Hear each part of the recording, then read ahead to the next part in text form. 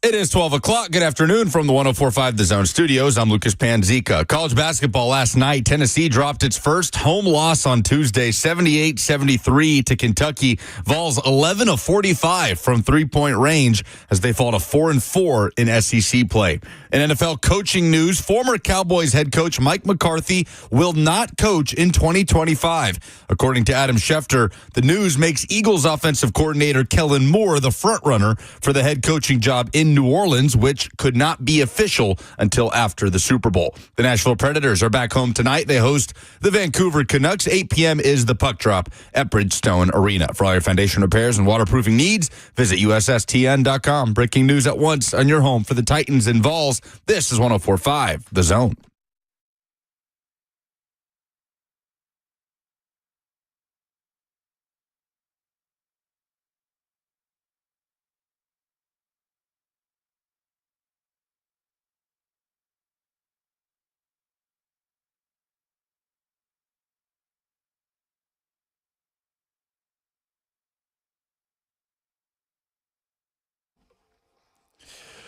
Cover 2, powered by All Four Seasons Garage Doors, is on the air. 104.5 The Zone until 3 o'clock.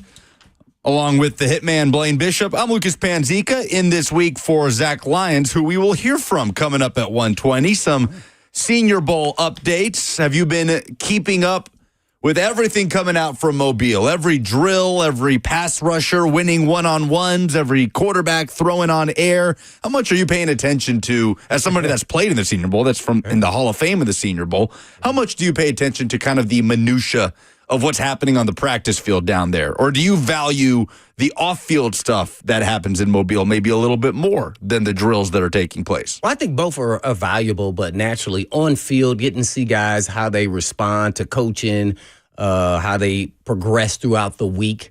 'Cause especially with offense, let's use quarterbacks as an example. You're playing with guys you haven't played with, so timing's off, your comfort level, you're playing with an NFL football. So, there's a lot of different things. So you want to see how each day do they progress and get better, or do they stay stagnant, or do they start going into the cave?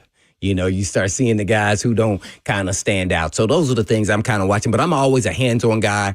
On field is always best because you get to then learn a little bit about who they are, especially if you're coaching them. So I really love that because every coach, and no one will admit this when they're coaching, but you don't coach everybody the same. And that's the mistake a lot of coaches make. Once you get to know the guy, you got to find out the buttons to push to get him to act. Like, let's say you don't have an aggressive player, but he can cover. I'm using cornerbacks, right? But he won't tackle. But he can cover. He's a technician. He remembers everything you say. Guess what? I don't want to make him Blaine Bishop tough, but he going to be tough for him. So you got to find out a way to make him tough for him and speak his language and what makes him go. So those are the reasons why some coaches are better than others. Some put them in boxes and say, I treat all of them the same. I do the same thing. I give the same speech to all the group of guys in my room. And then, well, I don't know what to do. No, your job is to get him to do and then figure out how you can make him the best version of himself. That's what coaches need to do. And some of them are better at it than others. And it's not as easy as I just said that, but that's how you then get the most out of a player. And to me, that's why you need hands-on work with players, let alone when you get them, because then you really get to get insights on what their weaknesses and strengths are and how they tick, and that's important. That's valuable. Exhibit A, Patrick Mahomes, meet Andy Reid. Perfect combination. Yeah. Zach Lyons is going to check in at 1:20 coming up in a few minutes to give us some Senior Bowl updates. He also had a chance to sit down with Mike Borgonzi, the new Titans GM, in an interview that'll come out later today. So we'll see what Zach gleaned from that conversation. But you talk about a coach pushing the right buttons with his players. Mark Pope did exactly that with Kentucky last night. Are you kidding me? Down Lamont Butler. In fact, down a point guard, period, because Kirk Kriisa, the backup point guard, the transfer from Arizona, was out in this game. Andrew Carr was listed as questionable in this game, the big man difference maker for Kentucky. He played 1 minute in this thing, so had virtually no impact. And Kentucky wins in Knoxville, 78-73. And Blaine, there's so many numbers to roll through in this game. First of all, Tennessee 11 of 45 from three-point range, 45 attempted threes. It's the second most in a game in program history. 6 of 25 from three in the second half. Zakai Ziegler, 1 of 12 from three in this game. The Vols went on a run of 9 straight missed three-pointers in 6 possessions. And for the most part, with the exception of maybe 1 or 2, from clean looks, wide open looks. During that sequence late where Kentucky's lead was 5 in the closing minutes and the Cats didn't have a single field goal. Most points Tennessee has allowed all year, and it ends a 33-game win streak of Tennessee winning after leading at halftime. First home loss of the season. I mean, we can keep going down the list. It was a frustrating loss for the Vols against the Cats, who were flying high and shooting 50% from the floor, and Tennessee struggling to get them to go down. But were you surprised they stayed with the long ball as much as they did late in that game? Well, I think if you're coaching, you have to say, if you're getting the shot, keep shooting. And you would have thought that eventually some of those will go down. They were giving them shots to some players. They got lucky that they were shooting, and other players, they're not. That's not their game. And that's why I say, as much as this team is different and somewhat the same, the coach is the same and the philosophy the same, but you don't have Dalton Connect. So to me, you then have to have everyone on the roster, including Chaz, to raise their game.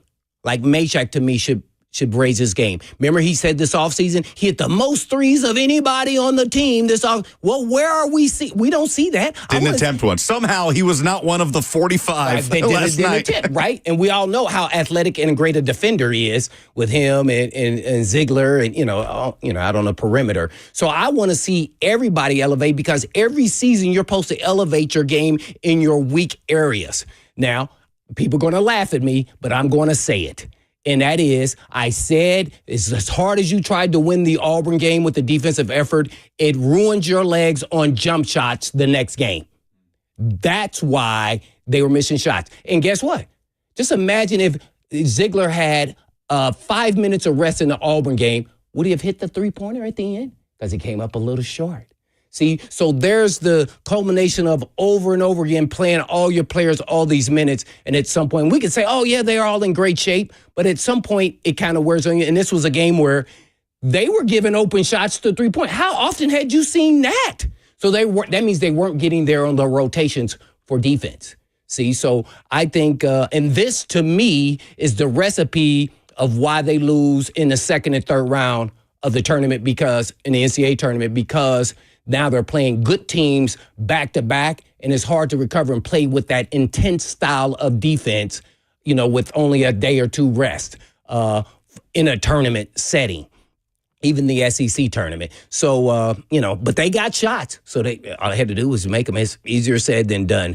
I was stunned. Actually, I thought they were going to come out and play really well. Thought they were going to control the tempo. Kentucky started the game and controlled the tempo. That's where it all started right off the bat. And then that says, maybe this will change. Then as it got closer to halftime, you thought, it's leaning back towards Tennessee, only because they were leading. But they were making some great shots, great players from Robinson, from his three-point shooting, Brea, and even, what was the big with the 0-0, Owen? Or Owe. Yeah, Ortega Owe. Yeah, at 14 and 6. They really played exceptional. One thing about Kentucky, remember I said that they had beat Tennessee the last 2 home games at Tennessee.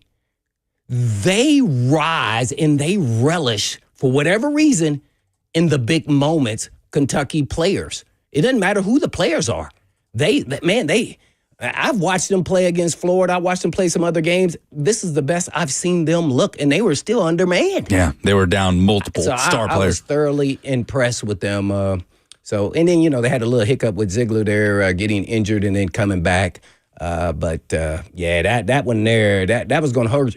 And I'm wondering if this is a recipe for opening the door for how to beat Tennessee. And are they going in the right direction? Or is this just a bump in the road here throughout the schedule where they're kind of, wearing down and they need a reboot and restart to get them that, extra boost to focus and play better? Yeah, and this rivalry had gotten to a place where Tennessee had not necessarily wrangled control of it, but they rattled off 4 of 5, right? 5 of 7, 5 of 8, however you want to zoom out and look at overall the years. Rick Barnes has had a lot of success against Kentucky. There was a period where he had Calipari's number. I mean, pretty much. Still has not a winning record, but now I believe he's 11-11 overall against Kentucky in his Tennessee career. Now Kentucky's won 4 of the last 5. And like you mentioned, they've won the last 2 in Knoxville. The only Tennessee win during that stretch was when they were able to hang 100 in Lexington last year. So the Vols will make a return trip to Lexington later this season. But this was a frustrating watch for a Tennessee fan like myself at the end. Squandered a great performance from Igor Milicic Jr. 19 points, just all-around performance. 9 boards. The only one who could get anything going from 3. He was 4 of 8 from deep. But it's hard for me, Blaine, to discern that line between, keep shooting, they're going to fall, especially if you're getting open looks, which they were, and, okay, clearly this is not working. You got to try something else here. Because Rick Barnes said after the game, no, we know that's what they wanted us to do, but we kept getting clean looks, so we're going to take the shot. But so what is the adjustment? There is no. If you're getting clean looks, then you hopefully maybe put someone else who's more of a sharpshooter in those spots. Well, maybe he doesn't have those guys, or he doesn't trust in those guys at this point in time, and they're maybe more so at the bottom of the bench than playing or ready to play at this point in time. I do like that he opened up his bench a little bit, though. He did. Yeah, so I completely agree with that because that's what's going to happen in the tournament. And you got to have a deeper bench. You can't go every game in and game out thinking you're going to just go with a one guy off the bench type rotation. So that was good to see. And sometimes coaches sometimes forced to play players may open his eyes to maybe something else. Darlington Dubar, 17 minutes, 7 points, 4 boards. Yeah, so Couple hopefully steals. this was a good thing, as much as I know everybody hates it they lost. You've been at UT Jackson, and those guys that are invested into the team like that going there, this could be a good thing. Let's hope it is, and that it opens up that bench, and then now other guys now understand their role and that they can make the open jump shot like Meshack or whoever is giving the shots and give them kind of the confidence they need once they get to that point at the end of the season. Yeah. Florida coming to Knoxville Saturday. Tennessee looking to avenge a 30-point loss. It was the first loss of the season to start things off. First road trip in SEC play a couple weeks ago. So it doesn't get easier from here. They got to avoid turning this into a losing skid. Now, one thing is tough, though. The SEC, I think, 14 of the 16 teams have been ranked this season? I think 10 are ranked right now. I'm not sure of that number.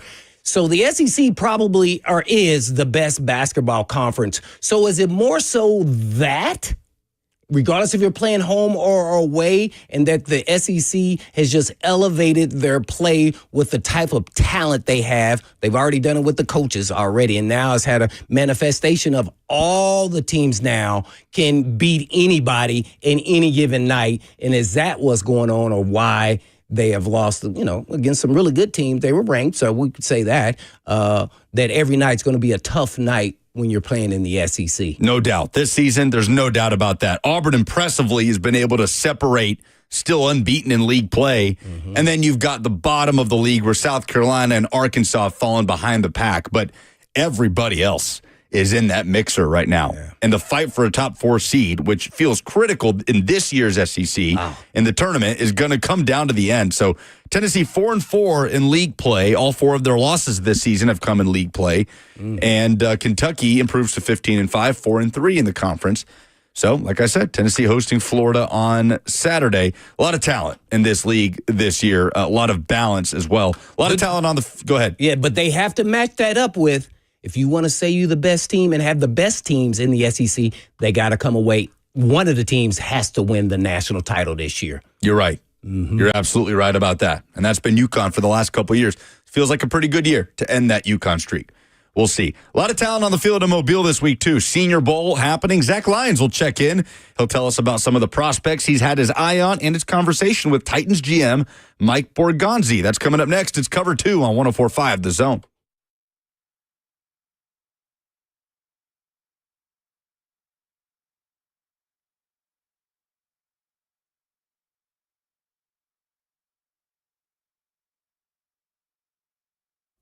It's a new year and time to start on your wellness goals. So if you have a nagging pain or injury that's been keeping you from fully enjoying your favorite sports or activities like golf, tennis, whatever it is, now is the time to finally take care of it. And Edge Peptide and Hormone Therapy has multiple regenerative treatment options for treating, healing, and recovering from injuries or pain. And Edge has everything from PRP treatments to stem cell therapy. And Edge's focus is on your body's natural ability to heal, and the ultimate goal is to always avoid surgery if possible. Reduce joint pain and inflammation, promote tissue repair, and even improve mobility and function, just like I did on my shoulder. So the new year should be about healing, and Edge is here to make that happen. Call Edge for a comprehensive consultant to create the perfect treatment plan for you at some of the most aggressive pricing you'll find in the area. So spend this month restoring so that you can thrive the rest of the year. And all you have to do is just go to edgepeptide.com. Yes, that's edgepeptide.com. Or you can just give them a call today at 615-724-1878. That's 724-1878.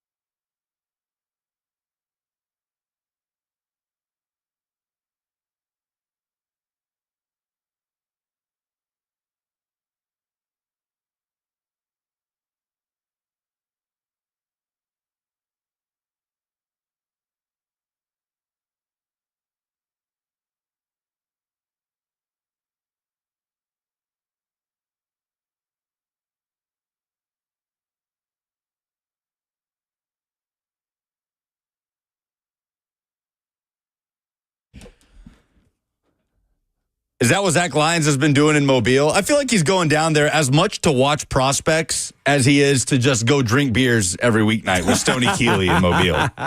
Because I feel like we get as much draft beer content from Zach and Stoney on social media as we do NFL draft prospect content. Zach, what do you say to this? That's probably correct. I mean, we didn't, I was kind of under the weather. So last night was my first time actually having some beer since I've been down here. And listen, had some great Kolsch's, some great Pilsners and all that kind of stuff. And ready to for round 2 tonight for myself. Now, this would be round 3 for Stoney, but round 2 for myself. Okay, there you go. Zach Lyons, the actual host of Cover 2 with Blaine Bishop here on The Zone, checking in from Mobile, taking in all the action at the Senior Bowl. I mean, I'll just get right to it, Zach. Everybody wants to hear about the quarterbacks, Jalen Milroe, Jackson Dart, Tyler Shuck, Dylan Gabriel. Who are the early standouts? Well, scrap that question. Let me ask you this. Has Jalen Milroe been as bad as people are trying to make it out on social media? And I'll ask the same for Jackson Dart. It doesn't sound like those guys are lighting it up necessarily. Well, you said, everybody wants to hear about the quarterbacks, and I was going to respond with, no, you really don't. Because these guys have not been that good. Jalen Milroe threw a bad interception. I just posted it up on Twitter at the Zach Lyons. Threw a bad interception. He would have been sacked anyway because the pass blocking in this second session that's currently going on for the American team has been atrocious. I feel so bad for these LSU pass blockers. Emory Jones is down here, Miles Frazier, and Mason Taylor, the tight end. I want to go up and hug them and tell them it'll be okay. But they have been absolutely terrible. It has not been a great day for the offense. The defense has single-handedly been just dominating the 11-on-11s. And to be honest with you, yesterday I would say that Jackson Dart was probably the best quarterback here, and then Seth Hennigan is a close second. Seth Hennigan right now is the best quarterback here at the Senior Bowl, which is kind of wild to say, and I'm not doing it as a bit or as a joke just because I graduated from the University of Memphis. But Jalen Milroe has been as bad as advertised. That is for sure. It has been insane just how bad he's been. He's thrown a lot of, balls in the dirt 5 yards in front of the wide receiver, a lot of underthrown balls for a guy that has deep ball, an arm made for it. He's thrown some floaters out here too.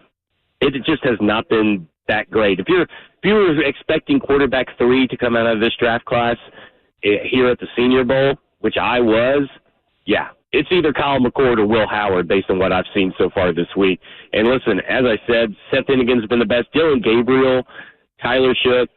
Tyler is just Mason Rudolph, so you don't want that. This Elgersma kid, the Canadian Cannon, the guy they brought in from Canada, he's just a different version of Will Levis. He's your maple syrup Canadian Mountie Will Levis. And then you have Dylan Gabriel, who has to use his entire body to generate any kind of velocity. And it's like when Sonic is charging up and rolling around in a ball before you let go. That's how he has to generate velocity. And he had a really hard time seeing the entire field. He missed Xavier Restrepo deep, and Xavier Restrepo has not been getting open a lot. And he got open some today. And Dylan Gabriel's just so focused on one side of the field, he's not going through his progressions and scanning.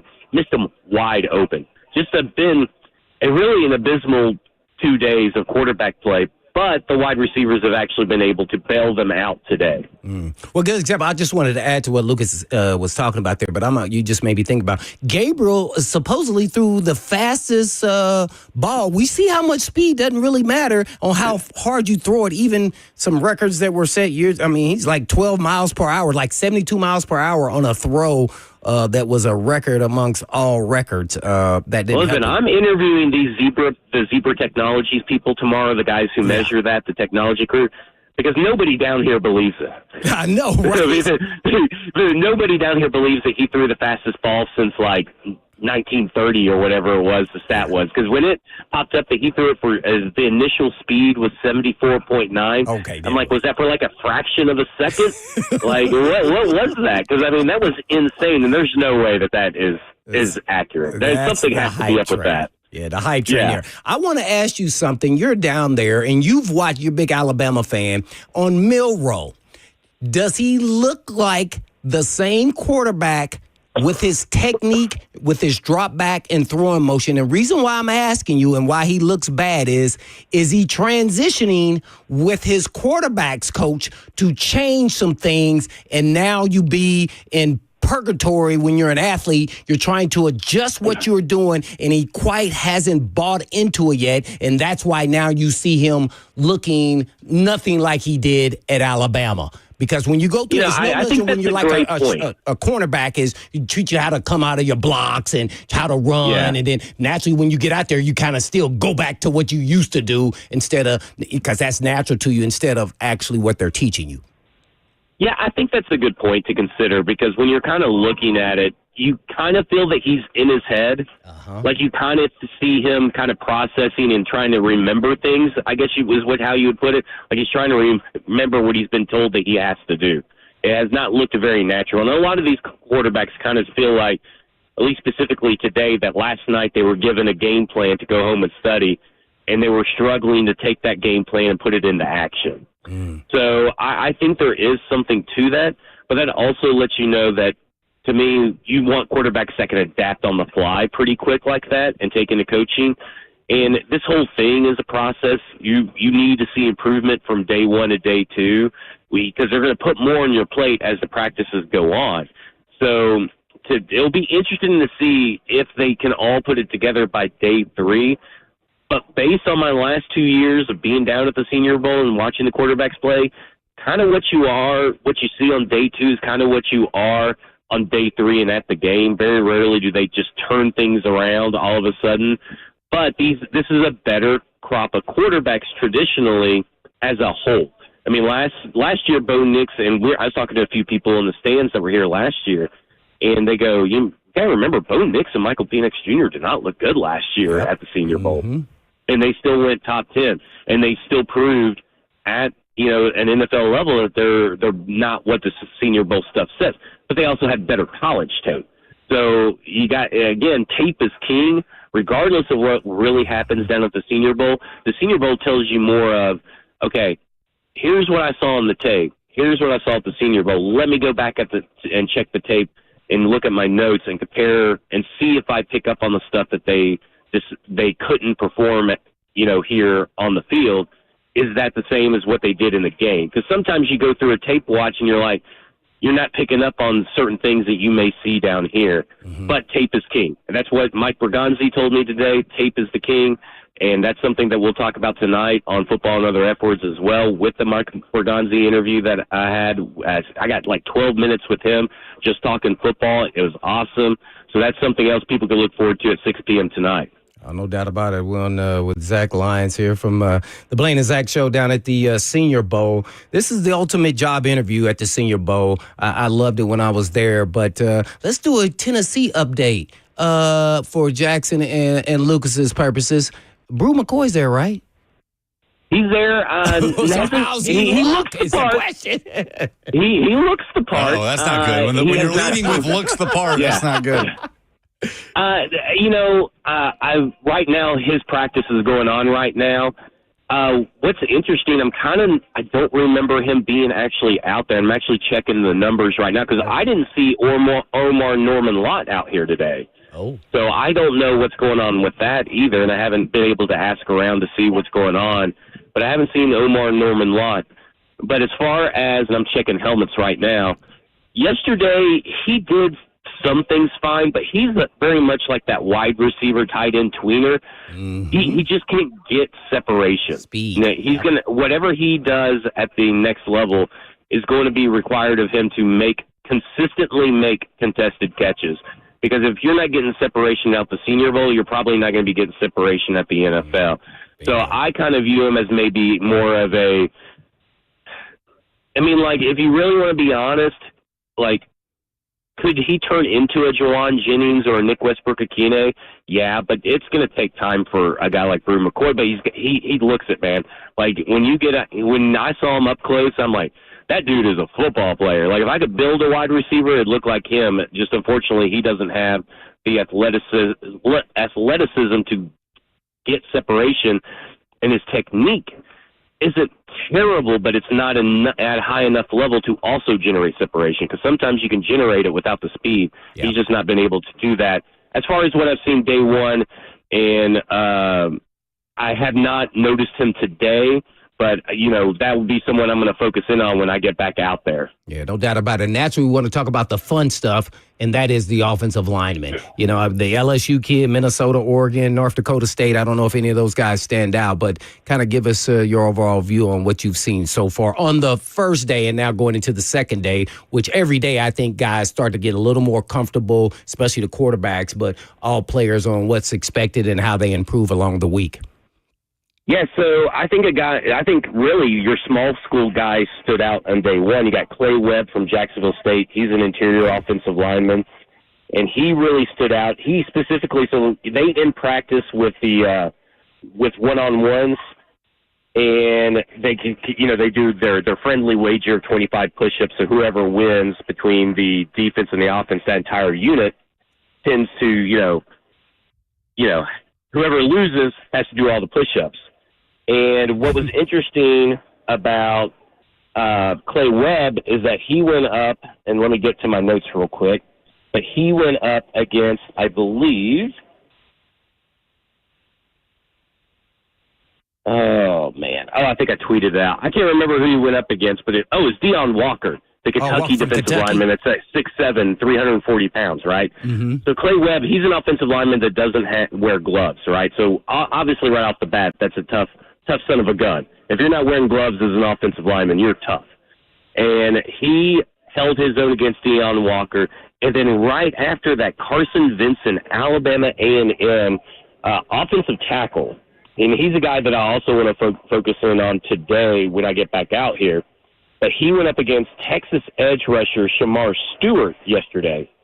And he just manhandled, ragdolled him as well.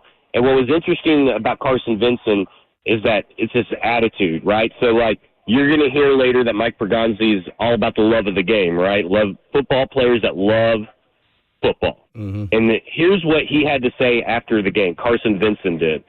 There's people that like football, and there's people that love football. I need it. This is all I do 24/7, 24/10. We got dogs at HBCUs. We got dogs in the FCS. I'm not here as a charity case. I'm here to play. And like I said, I haven't noticed him today. That was a guy that I was going to key in on when I get back out here at practice, because that's what the Tennessee Titans are looking for, right? Anthony Belton, I talked about him the other day. He chokeslammed people yesterday, and he was putting them in the dirt. I know that Coach Mack was on y'all's show and talked about Anthony Belton too. Massive hands. Those guys right there are the guys you need to be looking at the offensive tackle position. They also had the guys like Ariante Easley, Josh Carnley Jr., who primarily played left side yesterday, played the right side again today. Josh Carnley Jr. kind of got had by Mike Green, but there is nobody safe from Marshall edge rusher Mike Green right now. He's on a tear. So, sometimes you lose a rep here and there, but he's been pretty consistent and is probably going to actually be the true OT1 out of this draft class, is Josh Carnley Jr. out of Oregon. Real quick, I guess for me, are you starting to formulate your opinion about this year's draft? There's only, let's say, 10 to 15 blue chip players, maybe not even that many, and then a lot of really good, maybe good starting NFL guys from that point on through maybe the second and third round? Yeah, I would say probably 5 to 7 blue chip players in this draft, and I would say that you want as many top 100 picks as possible. Gotcha. And we know that Tennessee Titans have talked about it and all that kind of stuff. But what you're seeing down here is you're seeing a lot of guys that are depth guys. And you're seeing a lot of guys that can start and can play at a high level, but they may take time to develop. But there's no shortage of players in this NFL draft that can come into a team and make an impact in this top 100. In fact, probably the top 150 is probably, you want as many players in the top 150 with how some of these Senior Bowl performances have gone. I mean, there's been some standouts from small schools. Upton Stout he's 5'8", but he don't play like he's 5'8". He covers Jack Beck like he's a 6'5" corner, and he has 4 inches on him. It is ridiculous how sticky Upton Stout is. And there's a guy named Maxon Hook, defensive back out of Toledo that played safety, and I wasn't even trying to pay attention to the safeties, and he just kept showing up all day, popping all day.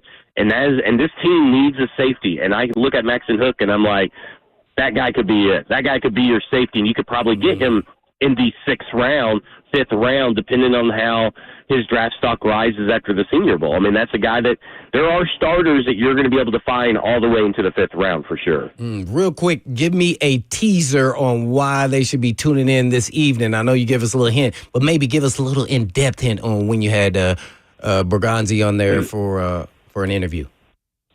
So I got to do a Boston accent, if that's what you're interested in, if you guys want to hear. So I got to do give us a little teaser that how'd you do that. Let's see. So I started off talking about The Departed. So, you got to do it like that. And then he said something like, you park your car in the yard at Boston Yard or something like that. So the yard. Yeah, the yard. So he gave me a phrase to say, and I said it. But, we got insight into his working relationship with Dave Ziegler, why he was rumored instantly once he got hired to be an assistant GM, what his responsibilities will be. And, he wanted to say the operations. I'm like, listen, everybody says operations, but, what is the operations to fans? Explain to what that is to fans. Mm-hmm. We talked about how he defines leadership and how does he actually measure it. And I even asked him, I said, listen, this Titans team has traditionally struggled over the last several years at having competent tackle play simultaneously at both sides. I said, listen, everyone preaches the importance of building through the trenches, right? I mean, what GM and head coach has never said, no, I don't build through the trenches. That's not our plan. And so I asked him, how are you actually going to do it? And what do you want from your offensive linemen? Because everybody says it, but how are you going to do it? Don't say about it, be about it. Zach, that interview, by the way, coming out tonight, F Words Pod, wherever you get your podcasts. Before you go, quickly, I'm curious, where do you think the running back position stacks up in terms of deepest position groups with this draft? It's not necessarily a big need for the Titans, but it does feel like there's a lot of high-end running backs, led, of course, by Ashton Genty as the headliner.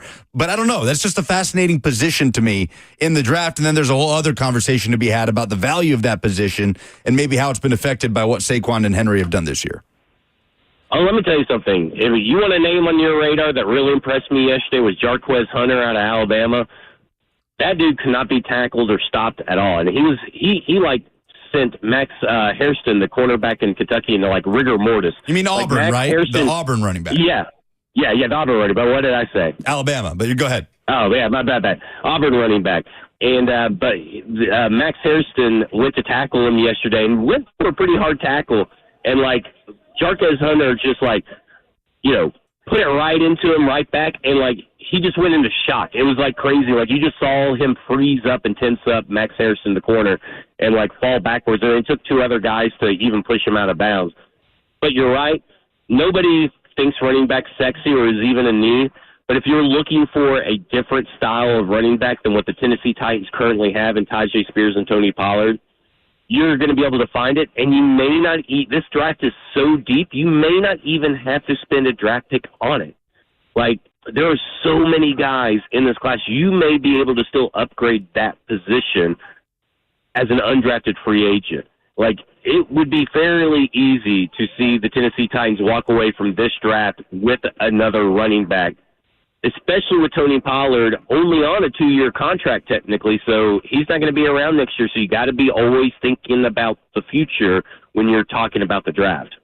Real quick, on running backs, what do you think about KC Connect, Lamar, what's the Hunt kid?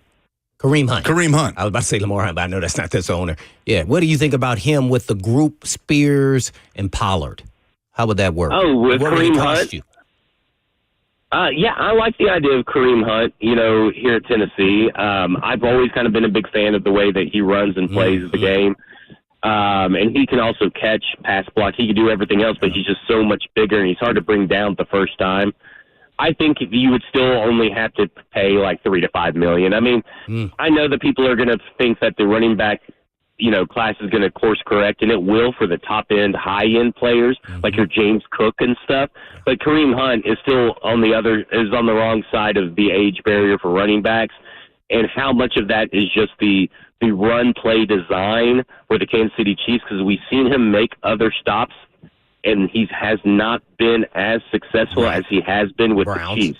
So it could just be a Chiefs thing, but I would be willing to bring him in on a cheap deal for the Tennessee Titans to have something just different than what they already got. Yeah, power back. Gotcha. All right, Zach Lyons, at the Zach Lyons on Twitter. Again, F Words Pod coming out tonight. You said 6? Yep. 6 o'clock. And thanks to Lions Ford and Mark Spain Real Estate for bringing me down here. Lions Ford in Lewisburg, Tennessee. Drive a little, save a lot. There you go. Titans GM Mike Borgonzi will be on the show wherever you get your podcast. Thanks, Zach. Talk to you soon. Appreciate it, partner. All right, see ya. All right, Zach Lyons with us here on Cover 2. You hear him every day on Cover 2 when he's not in Mobile. Let's talk about that. Should the Titans run it back next year with that running back duo of Tony Pollard and Tyjae Spears? We'll do it next on 104.5 The Zone.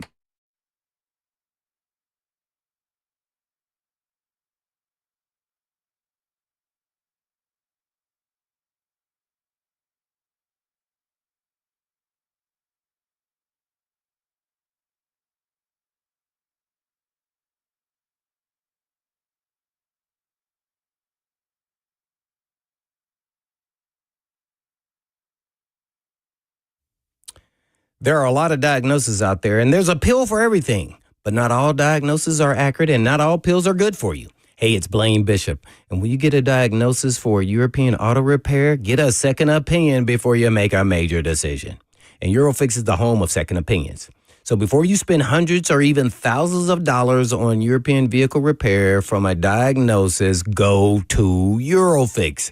It could not only save your vehicle's life, but could actually save you from a lot of stress that could ruin your weekend and also a lot of moolah. And life's too short to get stressed out and angry. So be happy and go to Eurofix. And at Eurofix, you get a free 15-minute no-wrench inspection with an estimate at every visit and not high-pressure sales tactics.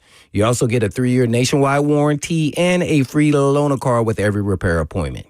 And at Eurofix, you never pay dealer pricing. Family owned for 26 years. Located all over the state of Tennessee, starting with Franklin, Hundred Oaks, Murfreesboro, Belmead, and now Mount Juliet. And all you have to do is just give them a call at 844-EUROFIX. That's right, 844-EUROFIX, or you can visit them online at myEurofix.com. That's myEurofix.com. But always tell them Blaine sent you.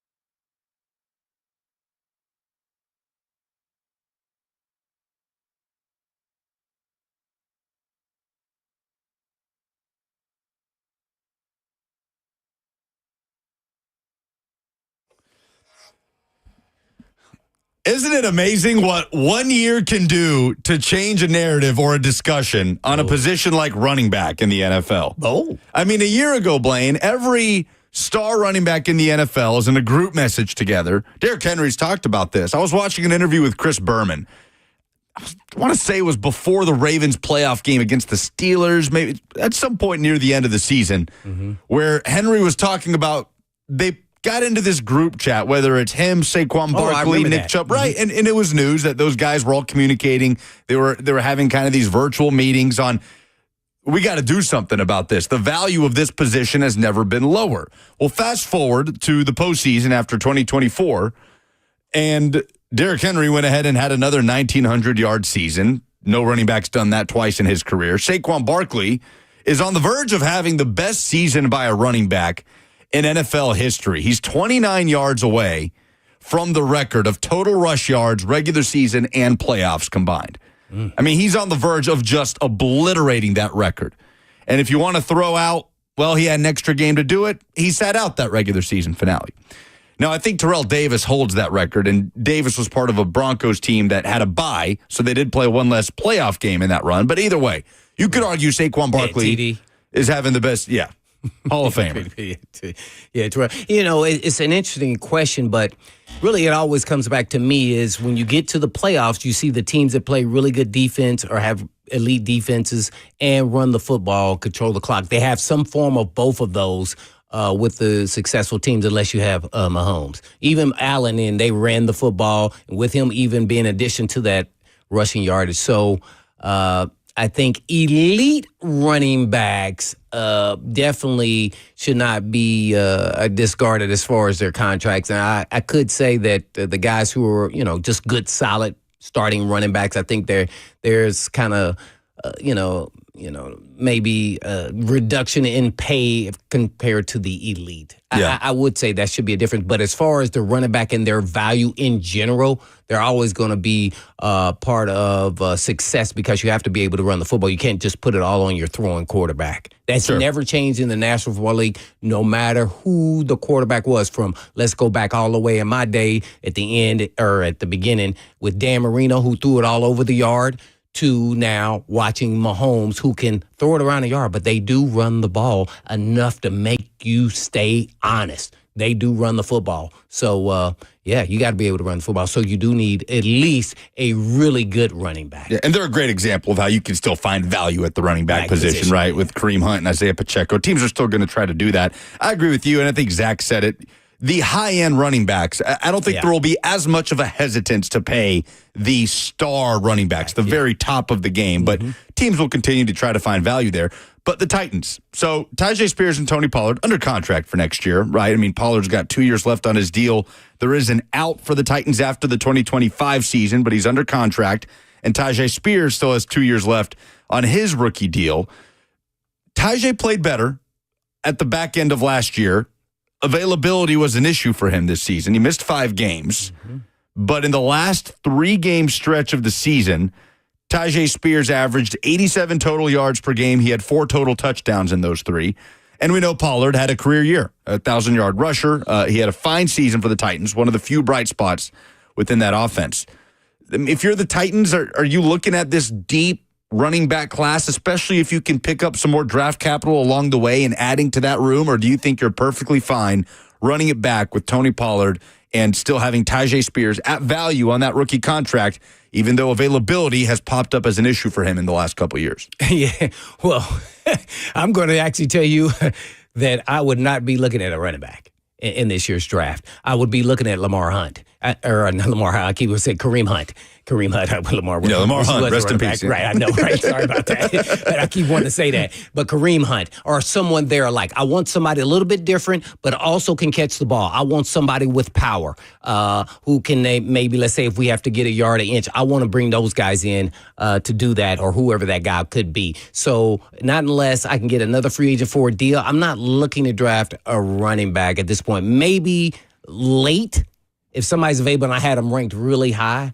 But they have so many holes. That is not somewhere I want to address And I want to get a deal, by the way, on a running back for the 3 to 5, as we mentioned earlier. So I'm not looking for a running back. What I can't say is why I'm looking for a running back, but different than those guys, because of their smaller size, those guys are kind of around my size. So the durability is always going to be issue. So I would let them kind of play off of one another, but I also need one more guy, which, I guess Chestnut or Haskins or whoever was trying to be that role before, and they're just really not quite good enough, at least at this point in their career, and probably won't be. I want to step up over that, who's a threat, who can also catch out of the backfield as well. I don't want to change my offense one iota for more of a power back, because I don't want them to know, we may run or we may pass, and then all of a sudden that guy standing on the sideline, a la Derrick Henry, they're still doing that still today. So I want versatility. Those are very valuable to me. Those are very valuable in that disguises what we're doing. No matter who's in, we still run the same offense. Because that's a telltale me being on defense. Yeah. Oh, they bring in such and such. Oh, they bring that. Oh, did they run this? Ding, ding, ding, ding, in my head. Some players don't play like that. I did. And when they brought in certain personnel, I understood exactly what they were going to try to do to attack us. Okay. Well, they did struggle in some short yardage situations this past season. So not just for short yardage, but also I can bring in for that. But not just I want a guy who can do everything. If Pollard's down, I want to make them the lead back, and then Spears stays in his role. Or if I want to put Spears for 2 or 3 drives as the lead role, cool. The other guys on the bench. I want that player that's versatile, but yet brings a little bit something different with power or size. There you go. Going from running back to quarterback, Brian Callahan, there's been a lot of audio floating out from Mobile. Head coach Brian Callahan, GM Mike Borgonzi, who, as we mentioned, will be on with Zach Lyons tonight. F-Words Pod coming out at 6, wherever you get your podcast.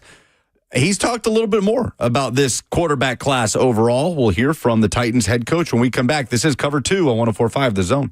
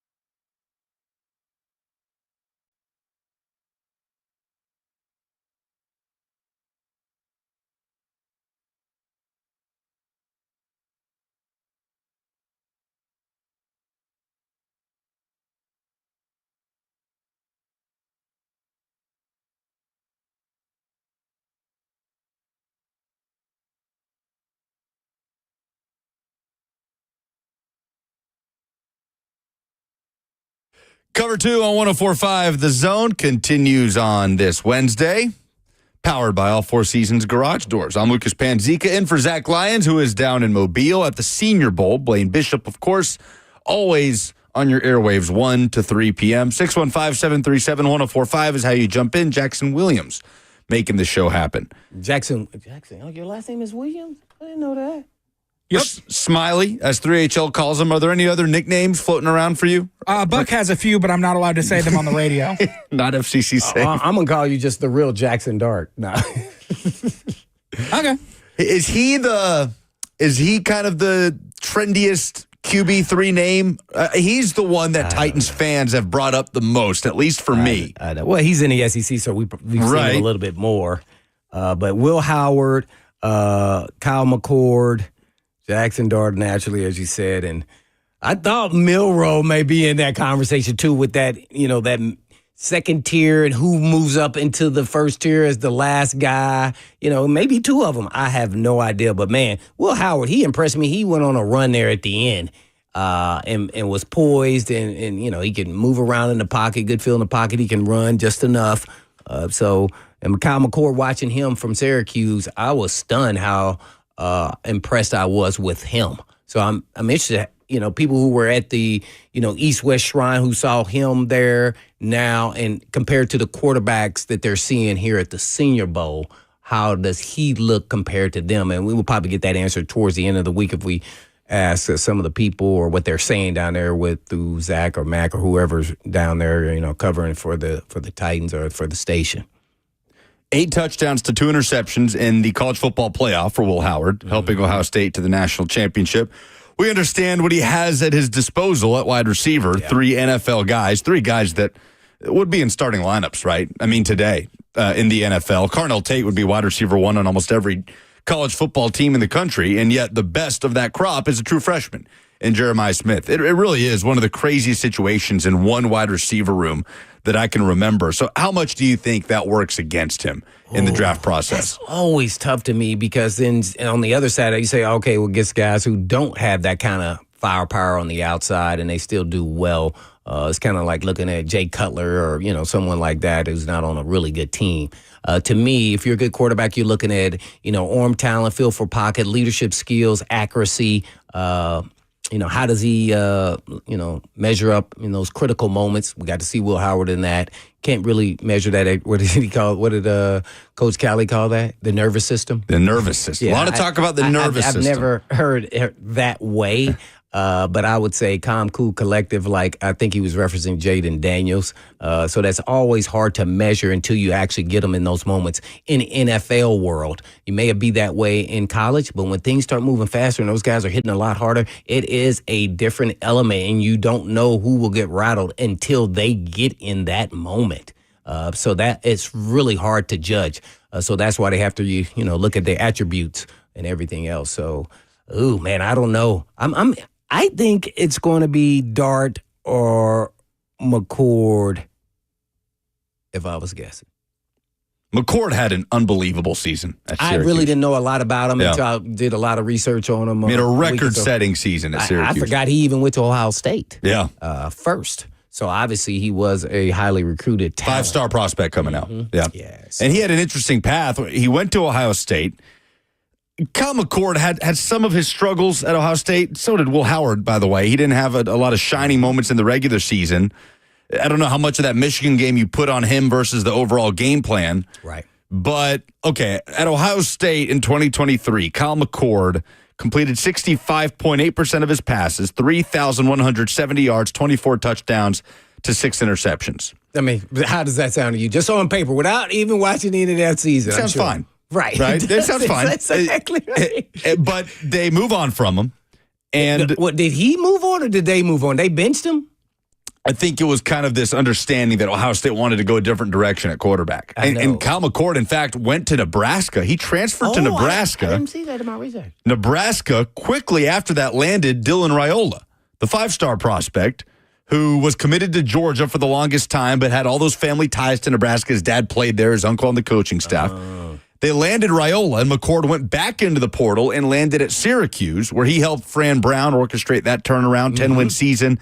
And over 4,700 yards, 34 touchdowns, 12 picks for Kyle McCord at Syracuse. And it was in a lot of categories the best single season by a quarterback in ACC history. He's got the size, 6'3", 220, so kind of the conversation around him will be interesting as we move along in this draft process. So he broke all McNabb's records? At Syracuse? Yeah. Well, maybe he doesn't have the record. I know they had a guy before McNabb, too, McPherson, but I don't know how much they really threw the ball back then. They threw, but, man, now it's like, hey, man, on first down, we're throwing the ball. Yeah. Where back then they might have been running football. Yeah, I don't know that Donovan McNabb had over 47 pass yards in that single season at Syracuse, but we can look it up. That's an interesting question. I know Kyle McCord broke several records in that one season. So there's going to be debate about that, QB3 the whole way through. Who do you think it's going to be? I have no clue, Blaine. I have really, idea. We could change our minds. Sure. It's not like your girlfriend, not attached. Jackson Dart.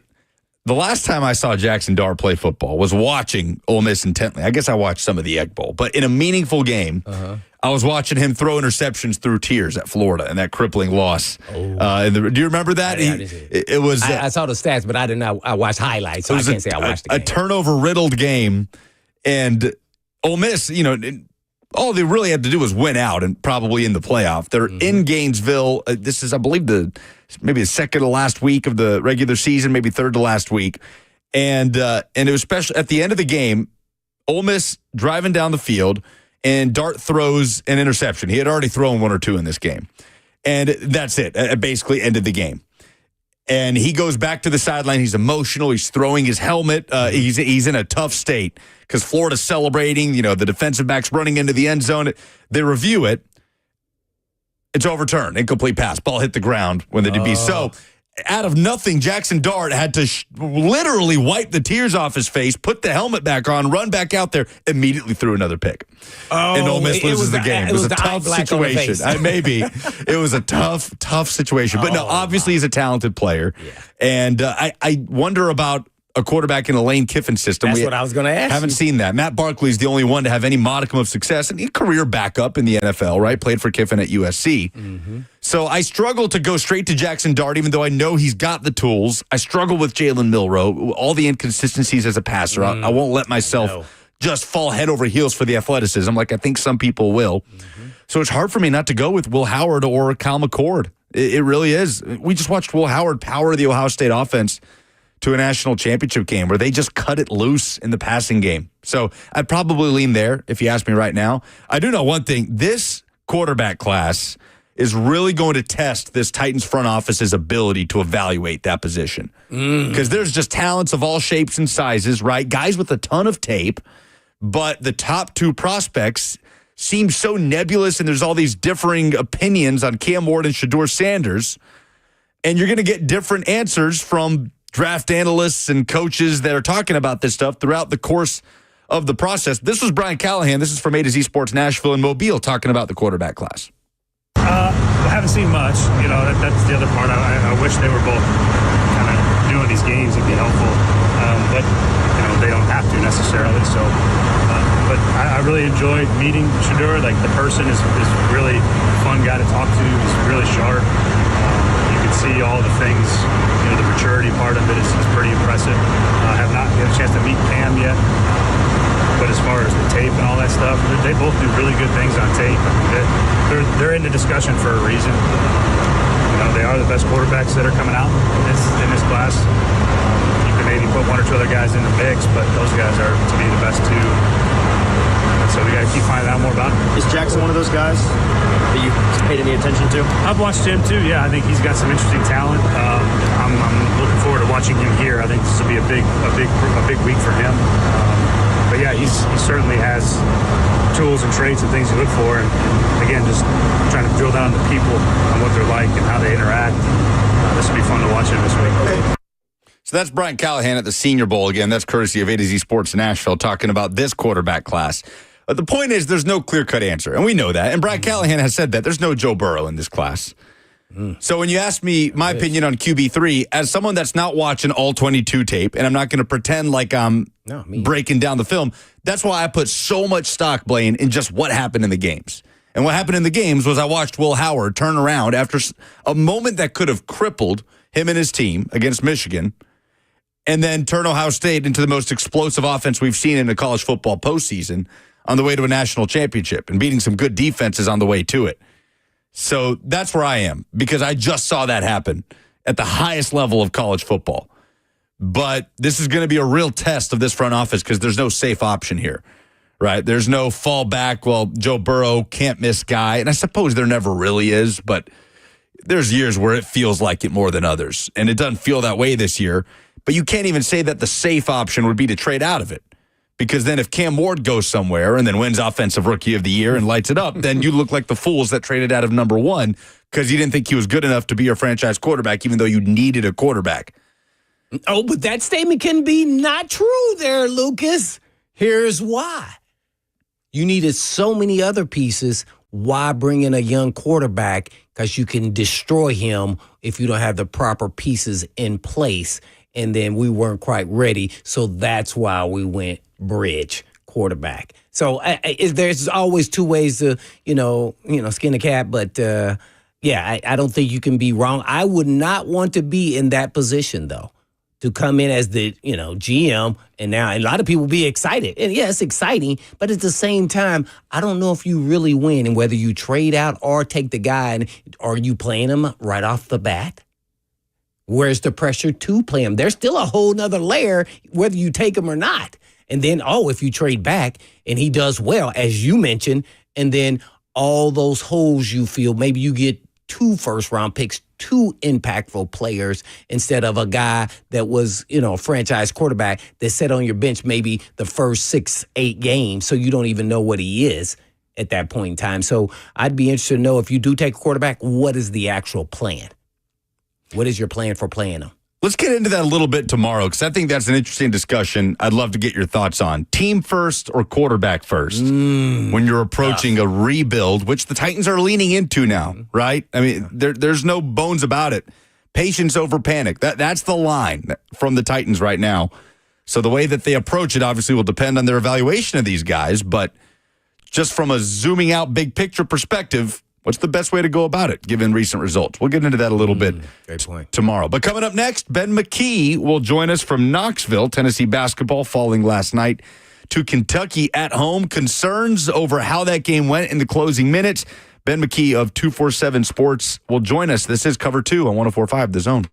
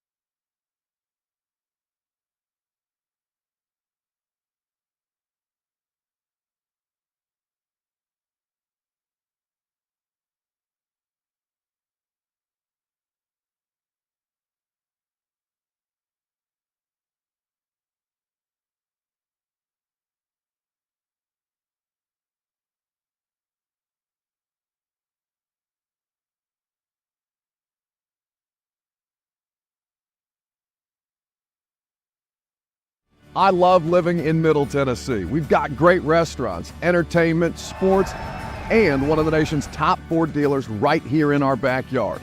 Two Rivers Ford. Remember that name. Two Rivers has been a staple in our community since 1983. They're locally owned. They have a non-commissioned sales team, and they sell below MSRP. They've been doing business with integrity for decades. Two Rivers Ford, the South's most trusted Ford dealer.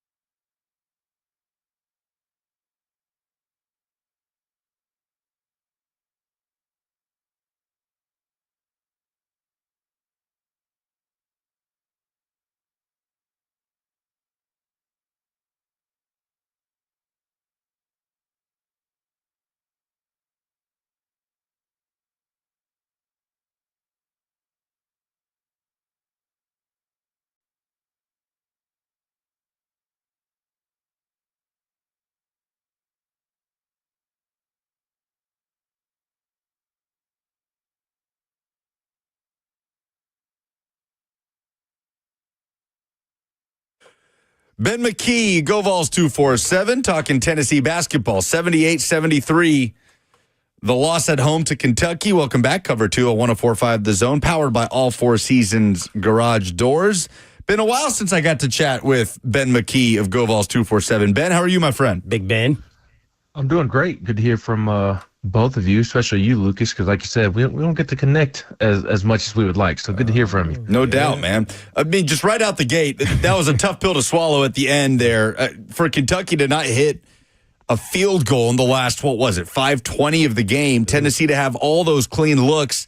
Did it surprise you just how quick on the trigger Tennessee was from three for a team that was shooting under 25% from beyond the arc last night? Oh, that was rough. Kentucky did not make a shot from the floor over the final 5:20, and Tennessee did not attempt a 2-point shot in the last 4:39. Instead, it was 2 of 13 from three during that stretch. They missed 9 straight at one point, and they eventually finished 11 of 45. Just not a pretty watch, not a fun watch, especially if you're a Tennessee fan. I am surprised just because of the old adage in the basketball world that if you're struggling to shoot from the perimeter, try and get to the basket, put the ball on the floor, maybe try and draw a foul, get to the free throw line, maybe mix in some mid-range jumpers. And I do think Tennessee would have liked to have done that, but Kentucky wanted them to take all of those three-point shots that they were taking, and they had packed in the paint and was sagging off so much to where Tennessee didn't really have a choice but to take the three-point shots just because Kentucky was completely eliminating the two-point attempts inside the arc. And I don't really know what adjustments you try and make in that moment other than just make some shots, make some three-point shots and break up that Kentucky defense that had packed the paint and try and get them to space the floor in that manner. So obviously a basketball coach at this level can probably come up with more adjustments than I can. But I think at the end of the day, it boils down to just needing somebody to step up and grab the bull by the horns and make some shots and lead your team to a win. Ben McKee with us. Go Vols 247 on Cover 2, 104.5 The Zone. Well, but Big Ben, besides missing all those shots, I was really surprised early in the game. I want you to tell me how surprised you were in that Kentucky dictated tempo and actually kind of controlled the game early, and that kind of set the tone for the entire game. What were your thoughts when you saw that? Yeah, I wasn't surprised, but it was disappointing if you're Tennessee. Because if you look at the stats and the analytics, Kentucky likes to get up and down the floor. Mm-hmm. They're one of the faster teams from a pace standpoint in the country. Tennessee is one of the slowest teams in the country out of 300 and something teams, and the average seconds per possession, pretty two distinct differences. So it wasn't too surprising that Kentucky was able to or wanted to get out and run in the manner that it did. It was disappointing, though, from Tennessee's vantage point that it allowed it to happen. Yes, you're in your home building. That is a part of it. But the disappointing part in my eyes is the fact that Kentucky was without its starting point guard in Lamont Butler. And he's their second leading scorer. He leads them in assists. Mark Pope last night, I believe his words were that he's the heart and soul of that basketball team. And without the heart and soul, without the starting point guard, Kentucky still dictated the pace. And they were without a second starter as well in Andrew Carr. He did play in the game, but he played 2 minutes. He was questionable going into it, and he was not able to return. So in a way, Kentucky was without two starters, and it dictated the pace. That would be like Tennessee going up to Lexington here in a couple of weeks without Zakai Ziegler and without Igor Milicic Jr. and doing whatever they want to Kentucky in their home building. So it wasn't surprising, but given that Kentucky was shorthanded, I think it was disappointing that a veteran Tennessee basketball team allowed that to happen. Yeah, no doubt about it. I don't think you thought you were going to win an up and down the court. I think you want to slow pace it and play great defense, which is a Barnes staple. So one thing is clear, though, how much are you concerned here over the last couple of weeks of Tennessee's basketball team and their offensive performance, or do you think this is just a bump in the road? No, it's a huge concern. I think the defense last night was a bump in the road. I think the defensive performance which was bad last night. Kentucky scored more points last night than anybody all season against Tennessee, and there were some concerning things to come from the defensive performance in terms of Rick Barnes saying over and over that they talked about what Kentucky was going to try and do. They scouted exactly what Kentucky was going to try and do, and Kentucky came out and did exactly what they talked about Kentucky was going to do. And Tennessee's players did not follow the scouting report, stick to the defensive principles. And Rick talked about how obviously the message was not communicated well. It did not get home. He's got to figure that out personally. So I do think that's a concern moving forward. But overall, I think the defensive performance was more of a one-off. The offensive performance, this is more of a trend than a one-off. I mean, Tennessee, I just think, frankly, is not a good shooting team. I don't think that they have shooters. I think Chaz Lanier is a shooter, what we would define as a shooter in the basketball world, but he's going through it mentally right now, whether he's just not cut out to produce at this level, which I don't think is the case, but he's struggling to adjust to the lack of space he has to operate, the amount of physicality that he is now dealing with. He's struggling to adjust to these things in the SEC that he did not have to deal with at North Florida. So when your best shooter and one of, I don't truly mean like only shooters, but he's the one that when you think of Tennessee's roster, you think of him as a shooter first and foremost. Maybe Jordan Gainey fits that mold as well. They have other capable shooters in Igor Milicic and Jordan Gainey and Zakai Ziegler.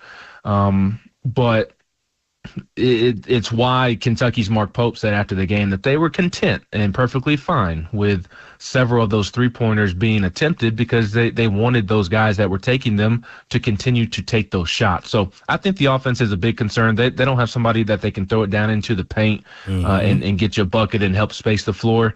And their roster, just the roster construction, there's not enough shooters to shoot you out of the funk that you are in, and that's why I think you're having a hard time. That's why I think Tennessee is having a hard time scoring the basketball right now, and I think defenses are going to continue to play Tennessee's offense the way that Kentucky did last night, and I don't know that anything's going to change until they start making shots, and I don't know that the roster has guys that are going to make those shots. Got you. Especially at the end of the bench, or maybe some more shooters. Maybe we're not quite ready yet. But, man, has this opened the window for the blueprint to this is how you beat Tennessee?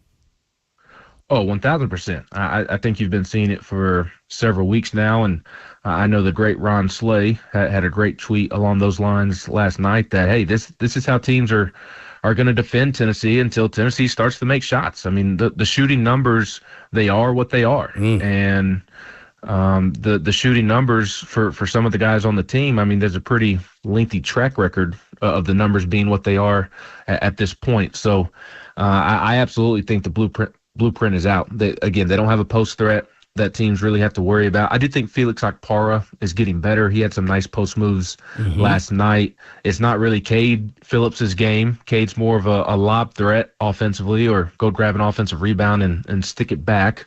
And Igor Milicic is more of a stretch four than the Grant Williams type of four where you put him on the block and give him the basketball and he makes a move and scores. Maybe he has that in him, and Tennessee needs to make an adjustment and try and get that more out of his game. But after the way he shot the ball last night, he was one of the few bright spots. Yeah. I don't know that I'd want to move him down on the block. Let him see if he can catch fire here with his shot. So they don't have a guy in the paint that you can really go to consistently. And again, as I've alluded to, they don't have enough shooters either. So teams are going to defend them. I mean, you've seen it the last several weeks, no matter who the opponent has been. I don't think that teams were doing it as drastically as we saw Kentucky do it last night, but they're going to continue to pack the paint and make somebody on Tennessee's team make some shots. And we're on with Ben McKee. We'll go Vols 247. Yeah, Tennessee 15 of 67 from three in the last two games. Ziegler and Lanier combined 6 of 33. So that, as you say, Ben, just struggling to find a true fallback or identity offensively. What's been the thing that surprised you most, the development that has surprised you most in this 500 stretch of Tennessee going 4-4 after the undefeated start to the season, the number one ranking? Shots were falling for Chaz Lanier. They were finding quality wins like a Baylor and obviously that Illinois game on the road coming down to the wire. What's the thing over the last few weeks since SEC play has started that has kind of caught you off guard the most? Yeah, I think it's got to be Chaz, and I don't mean to harp on him because I've already talked about him at length, but I'm just surprised at his lack of production to this point. And he did score 15 points last night, but it was on 5 of 14 shooting, not the most efficient, 3 of 10 from three. And his threes were timely last night. He hit the one at the end of the first half to give Tennessee the lead going into the locker room. He made 2 in the second half when Tennessee was trying to cut into the lead. And I think his first made 3 in the second half, cut it to a 2-point game, and then his second one cut it to a 3-point game. So he did knock down some timely shots last night, and he was able to get his shot going at Vanderbilt a couple of weeks ago. But even within that Vanderbilt performance, just had the ball flat out ripped from him because he was being soft with the basketball. There's been a couple of nice home games. He had the opener against Arkansas where he scored a season-high 29 points. So he hasn't completely disappeared, but for Tennessee to reach its ceiling, Tennessee needs more from Chaz. and he has to produce at the level he was producing during non-conference play. And not that he has completely fallen off a cliff, but I'm surprised that he has been this inconsistent, and I think that has a lot to do with Tennessee's offensive inconsistencies as well, because they don't know that they don't know who they can rely on, and they thought they were going to be able to rely on Chaz night in and night out. Well, Darlington Dubar gave them something off the bench. 7 points, 4 boards, had a couple of steals, a block, only 1 for 7. He kind of joined that club of guys that couldn't get anything to fall from beyond the arc. But just looking at those guys that are coming off of the Pine Bend, how much more are you looking to see from Tennessee's bench? Is there anybody there that you're just kind of curious to see if they can sort of grab a hold of a stretch of play here and bring some sort of spark offensively? Because it does feel like beyond that 8-man rotation, there aren't a lot of answers, a lot of go-to answers at the moment for Rick Barnes. No, not at all. Not at all. And Darlington Dubar is one that they need more from. Very, very much along the same lines of Chaz. Obviously, Chaz is playing more than Darlington, but he would be another surprise to me. To answer your previous question, I expected more from him up until this point in the season. I don't know that I expected him to contribute at the level of Lanier or Ziegler or Milicic or Meshack, but I certainly expected more than what he has given them to this point. He's a guy that over the offseason, when you would speak with people within the program and just ask about how the transfers were adjusting, and you would hear good things about D-Stone. And you would hear things along the lines of, hey, like Rick the other day in practice really tested him, really went after him to see how he would respond. And he responded by taking over practice offensively and just catching fire from 3 and making several threes in a row in practice. And that just has not translated to the game. Obviously, he got off to an unfortunate start to the season, dealt with a personal matter for a couple of weeks and was not playing or practicing. And then he gets back and then he goes through concussion protocol. So maybe he's just playing catch up quite a bit. And maybe he's just thinking, well, I don't think that there's any might to it. I think he is thinking too much and the mind is tying up the feet. Just go watch him play at Auburn. He was out of control and kind of all over the place. And he did a much better job last night.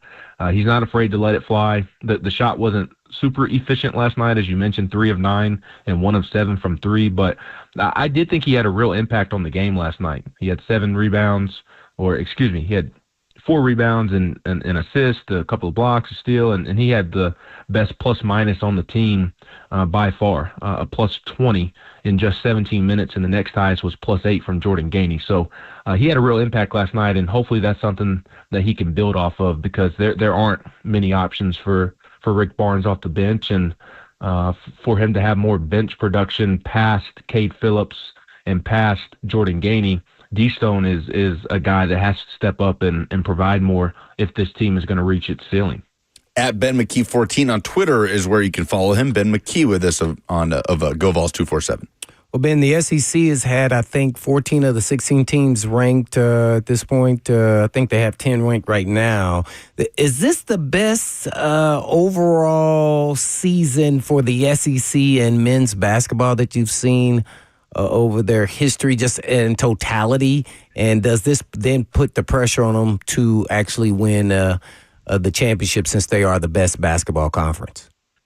Absolutely. I think this is certainly the best I've ever seen in the conference in my almost 30 years of being on this earth. It's just one team after the next. I mean, Tennessee just got done, or is still in the midst of a pretty strong gauntlet of teams, and it just does not slow down whatsoever. I mean, you wrap up, you think, with Florida on Saturday, and then a ranked Missouri team comes to town and next Tuesday, and you still got to go to Rupp Arena here in a couple of weeks. You go to College Station to play at a ranked A&M team. Oklahoma has been in and out of the rankings. You go there as well for an away game. And then you still have a home game against Alabama and a road trip to Ole Miss in early March to end the season waiting on you. So it's just one team after the next. Vanderbilt comes to Knoxville here in a couple of weeks. It's just there's no break in the schedule, whatsoever. And it's really impressive what the SEC has done this year. And all you have to do is look up what they did in the non-conference. I mean, there's several statistics and analytics that back up the SEC itself having its best season of all time, but not only within SEC basketball history, but just in the history of college basketball. This is one of the best seasons any conference has ever had, and there are numbers to back it up. So I do think it puts pressure on them to have success in the NCAA tournament. I don't know if you have 6 teams, 8 teams make the Sweet 16 and none of them win the national championship, would that be considered a failure when you have a high percentage number of the teams in the Sweet 16, the Elite 8, the Final Four, so on and so forth?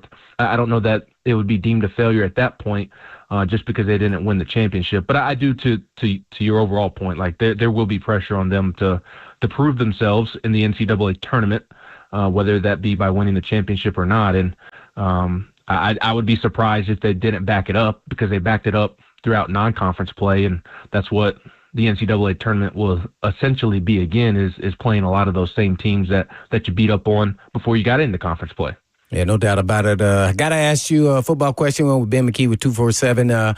Ben, Lucas and I were talking about the recruiting and where their ranking were within the SEC, and then in totality, I think it was 10 and 7 or somewhere thereabout. But yet that puts them, in football. I'm sorry, and then that then puts them at the middle of the road, pretty much in the SEC. Do they need to up the ante? And when I say up the ante, I'm talking about also the pocketbooks of some of these players to get, let's say, higher level recruits within the SEC, and that will then help them get over the hump. What are your thoughts when you review their ranking, not only in the SEC, but in totality in the country? Man, you're throwing me a fastball up and in. First pitch is on Valentine's Day. I know. That was my last. The next question is, how do you, keep the players down in baseball and get complacency after, winning the championship and everything else? But yeah.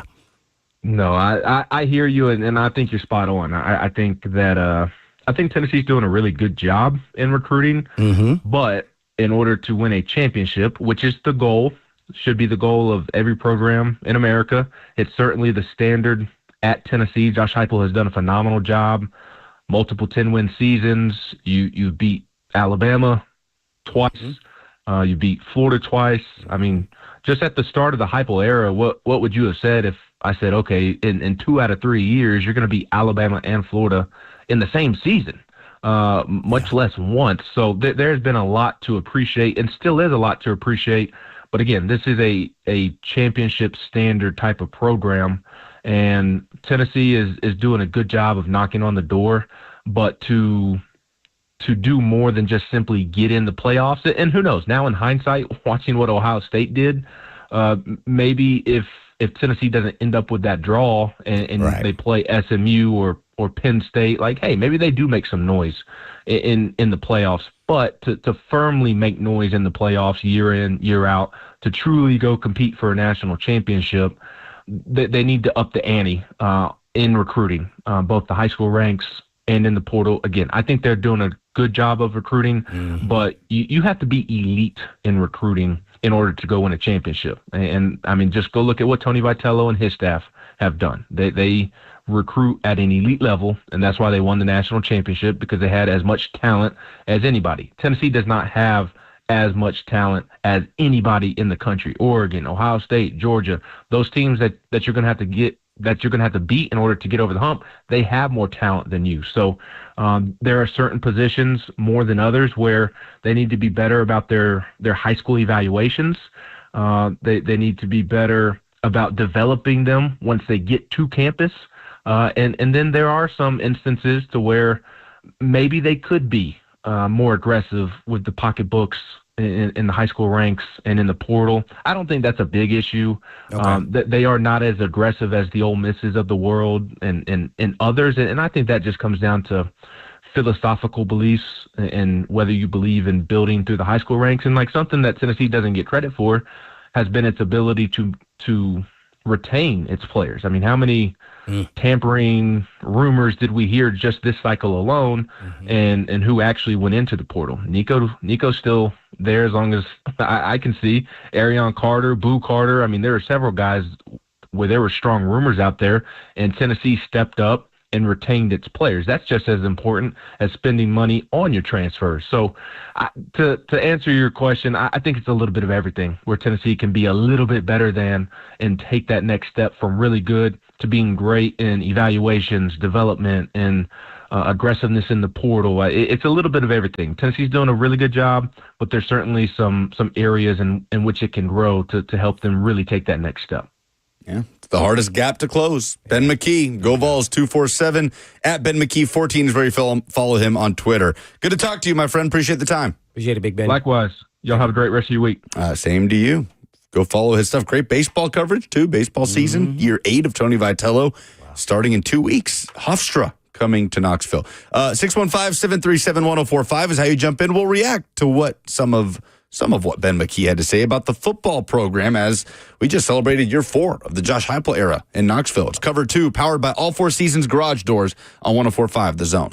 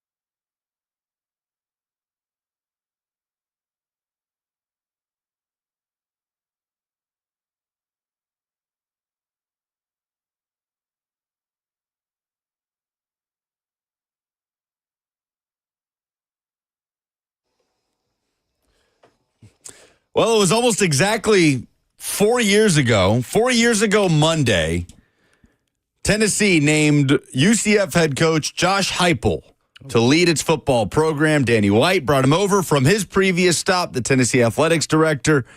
And it wasn't, shall we say, a home run hire in the eyes of Tennessee fans. They weren't exactly parading. Including yourself. Including myself. And Jackson, too. Not going to shield myself from that. My opinion of the hire was, okay, it's not an attractive job right now. Obviously, he had worked with Danny White. They'll be fun, right? They'll be fun. They'll be up-tempo. No, Blaine, that is not what you said. You said this is a stopgap guy. That's exactly what I said. I thought the ceiling for Josh Heupel was 8-4. And just get the program to a more stable place, make the games at least fun to watch again, and then figure it out from there. Mm-hmm. Nobody could have dreamed the success he had in just year 2. But do you remember what your reaction was 4 years ago, almost to the day Josh Heupel got hired? Just knowing what I've watched him from UCF, I think I just said you just never know. Sometimes you get your hire from your 3rd, 4th pick, and you just never know. Because in coaching, it's just kind of a different deal. And everybody was talking about how he wasn't a great recruiter. All right, so when he got here, that's why he had instant success. It was about his offense, but they had the pieces to the puzzle. They had the players. It was just his coaching and his style of offense that kind of got him over the hump really quickly, and you got to see that. So now that pretty much all Pruitt's guys are gone, I'm interested to see how well he does with the recruiting, or was that just a misnomer and that really wasn't the case? And now with a solid defense, how much does the offense and Nico continue to elevate, and do they start leaning more into him than everything else to get themselves over the hump in the national championship race? Really at this point in time. But no, at that time, you just never know in coaching. You don't. I mean, the 2 splashiest, quote unquote, home run, big swing hires of the last 5 years are what? Brian Kelly going from Notre Dame to LSU, shocking the world, and Lincoln Riley going from Oklahoma to USC. Over the last 5 years? Over the last 5 years. No, how can you forget Marcus Freeman?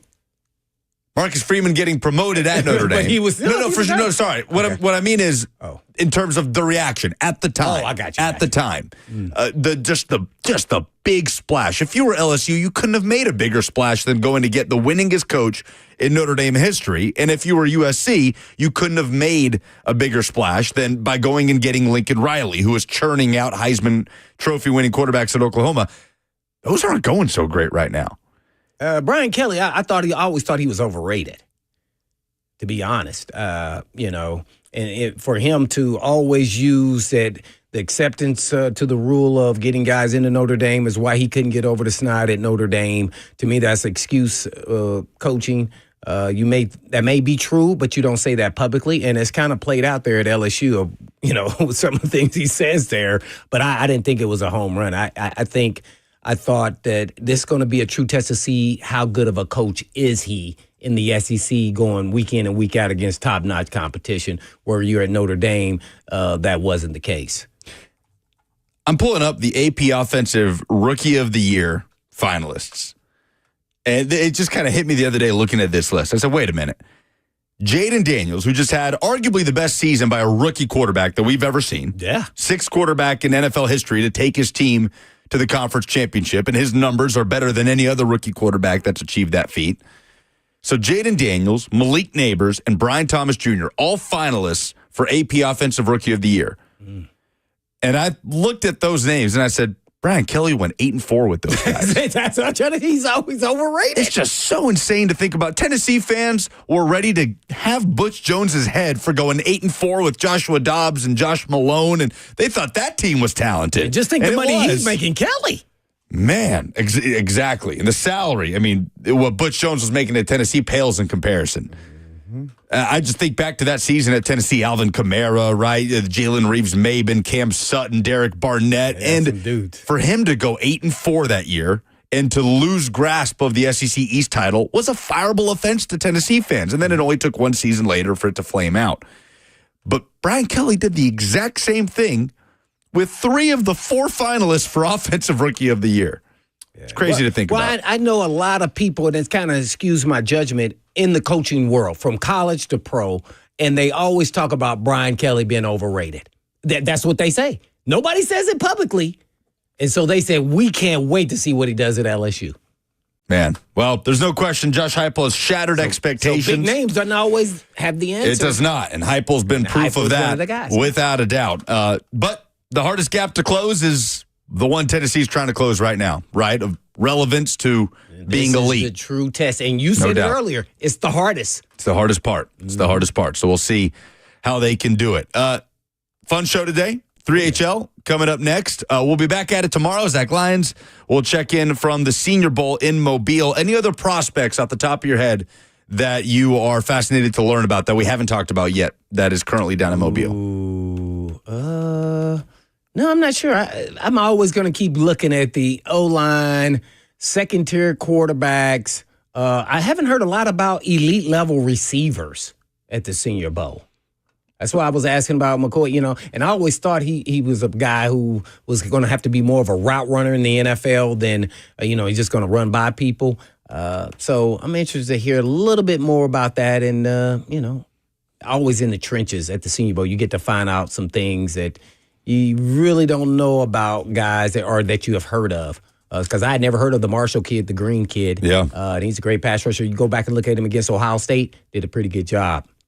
Feels like we're not talking that much about the wide receiver position, and that is certainly a big need for the Titans right now. Maybe we'll get into that a little bit tomorrow from 1 to 3 on 104.5 The Zone. 3HL coming up next. This has been Cover 2, powered by All Four Seasons Garage Doors. Back at it tomorrow at 1. But in the meantime. And in between time.